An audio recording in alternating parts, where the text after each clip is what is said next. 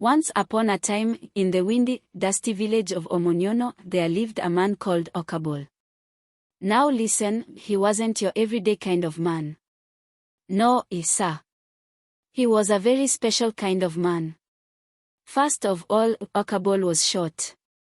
And not just regular short, he was the type of short that made children think he was hiding his legs somewhere under his shirt. People would greet him like this. Ochobole, where are your knees today? At home, they went ahead to warm the fire, he would joke. He was a widower who lived in a lonely little grass-thatched hut at the edge of the village. It looked like it was sneezing every time the wind blew. To the left of his hut were his 3 magical cooking stones, the kind that had burnt more beans than firewood. He called them his 3 wives, and yes, he talked to them. Stone 1, should we cook pasho or cassava today? To the right were his 2 goats, Mzee Kulikeo and Madam Twazaya. They were always tied to a mango tree and greeted every sunrise with loud mbi, as if protesting their unpaid goat salaries. But hear this, Ochobole hated digging with the hatred of a child facing a bitter leaf soup. While the rest of the villagers were in their gardens by sunrise, Ochobole was always roaming the paths in his worn-out slippers, hands behind his back, humming like he owned the land.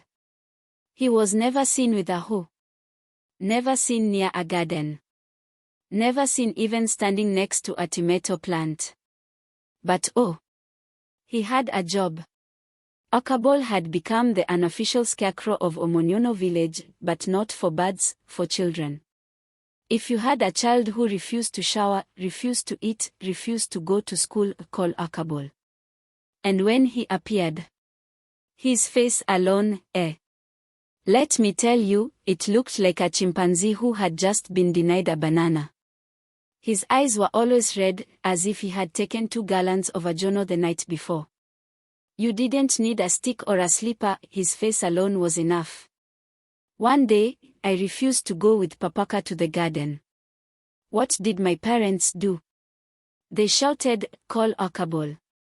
I ran out of the house like a bullet from an AK-47. I didn't even wear shoes.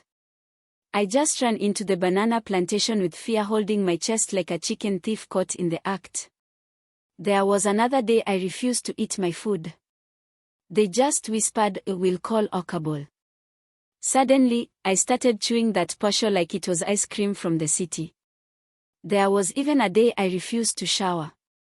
My mother shouted, bring the basin. Call Ochobole. I jumped into the water with my clothes on. I started scrubbing myself like I was trying to remove sin. Ochobole didn't even need to shout. His silence was a loudspeaker. His presence alone made babies stop crying and toddlers sit straight like judges in court. But don't be fooled. Though we feared him, Ochobole was also a helper. He would sit with stubborn kids whose parents had to go dig. And do you know what? Within 5 minutes of his arrival, those children would turn into saints, eating, bathing, and even reading their books out loud. He became famous across the village.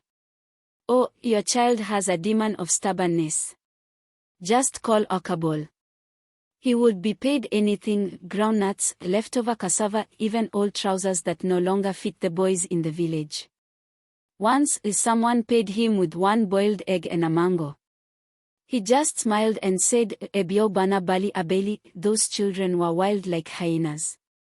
But here's the thing, I hated him throughout my childhood. I even dreamt of starting a protest. We want peace. No more Ochobole. But you know what?